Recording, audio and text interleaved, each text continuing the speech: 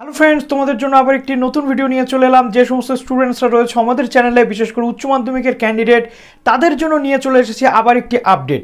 উচ্চ মাধ্যমিকের যে সূচি পরিবর্তিত হয়েছিল তার মেন কারণ কী ছিল আমরা সবাই জানি।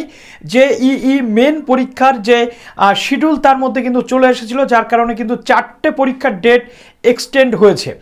এখন বর্তমান যে আপডেটটি রয়েছে, উচ্চ মাধ্যমিক পরীক্ষার ডেট কি পুনরায় বদল হতে চলেছে, কি বলছে সংসদ সভাপতি সেটাও জানাবো। তার আগে বলতে চাইবো, যারা নতুন আছো এই চ্যানেলে, অবশ্যই চ্যানেলটিকে সাবস্ক্রাইব করে বেল আইকনটি প্রেস করে দাও, যাতে সব আপডেটগুলো টাইম টু টাইম তোমরা এখান থেকে পেয়ে যাও। তো উচ্চ মাধ্যমিকের পরীক্ষা শুরু হচ্ছে আগামী 2রা এপ্রিল থেকে। মাঝখানের কতকগুলো পরীক্ষা ছিল, যে পরীক্ষাগুলো জয়েন্ট এন্ট্রান্স মেন পরীক্ষার জন্য কিন্তু পিছিয়ে দেওয়া হয়েছে। আর ঠিক সেই জায়গাতেই তৈরি হয়েছে আবার একটা নতুন সংশয়, কেননা বিভিন্ন বোর্ডের পরীক্ষার সাথে জয়েন্ট এন্ট্রান্স মেনের পরীক্ষা কিন্তু একসাথে পড়ে যাওয়ার কারণে জয়েন্ট এন্ট্রান্সের মেন পরীক্ষা 16 তারিখের জায়গাতে কিন্তু চলে গেছে এবার 21 তারিখে। তো কি হতে চলেছে, আবার কি নতুন করে আবার শিডিউল আসতে চলেছে উচ্চ মাধ্যমিকের? তার মধ্যে আবার পড়ে গেছে রাজ্যের 2টো জায়গাতে উপনির্বাচন, 2টো থেকে 3টে জায়গাতে উপনির্বাচন রয়েছে। উপনির্বাচন মানেই স্কুল নিয়ে নেওয়া এবং টিচারদের ভোটের ডিউটিতে যাওয়া। তো এই জায়গাতে দাঁড়িয়ে আবার উচ্চ মাধ্যমিকের যে শিডিউল সেটা পরিবর্তিত হলেও হতে পারে। কি বলছে সংসদ সভাপতি সরাসরি আমরা দেখে নেব এবং ডিটেল জেনে নেব এই ভিডিওতে। যারা নতুন আছো আমাদের সঙ্গে জুড়ে থেকো এবং ভিডিওটি সম্পূর্ণ দেখো। উচ্চ মাধ্যমিক পরীক্ষা চলার মধ্যেই হতে চলেছে বালিগঞ্জ ও আসানসোলের উপনির্বাচন। পরীক্ষার মধ্যে উপনির্বাচন হলে সভাপতি পরীক্ষার্থীদের অসুবিধা হবে এবং পরীক্ষার্থীদের কথা মাথায় রেখে ফের কি বদল হতে চলেছে পরীক্ষা? এর আগেও একবার জয়েন্টের জন্য কিন্তু বদল হয়েছে।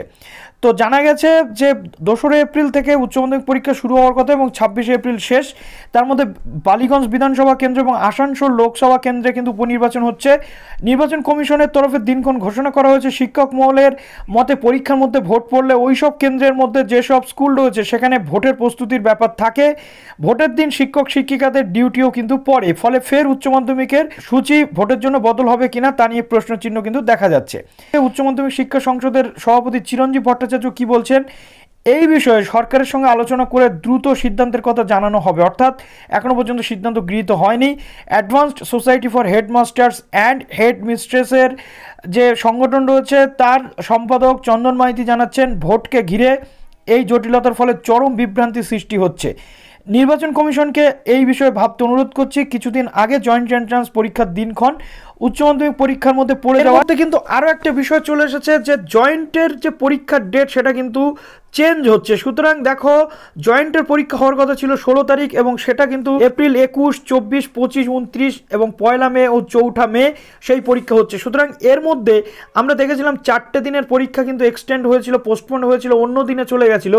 কিন্তু এক্ষেত্রে কি হতে চলেছে, তাহলে জয়েন্ট এবং ভোট জোড়া যে সমস্যা তার মধ্যে পড়ে আবার কি উচ্চ মাধ্যমিকের ডেট চেঞ্জ হতে চলেছে, সেটাই এখন আমাদের কাছে দেখার। তো চলো ভিডিওটি এখানে শেষ করলাম। এই বিষয়ে তোমাদের কি মন্তব্য অবশ্যই কমেন্ট সেকশনে জানিও এবং নতুন ডেট এলে অবশ্যই তোমাদের সামনে নতুন ভিডিও আমি নিয়ে চলে আসবো। ভালো থেকো সবাই, অল দ্য বেস্ট।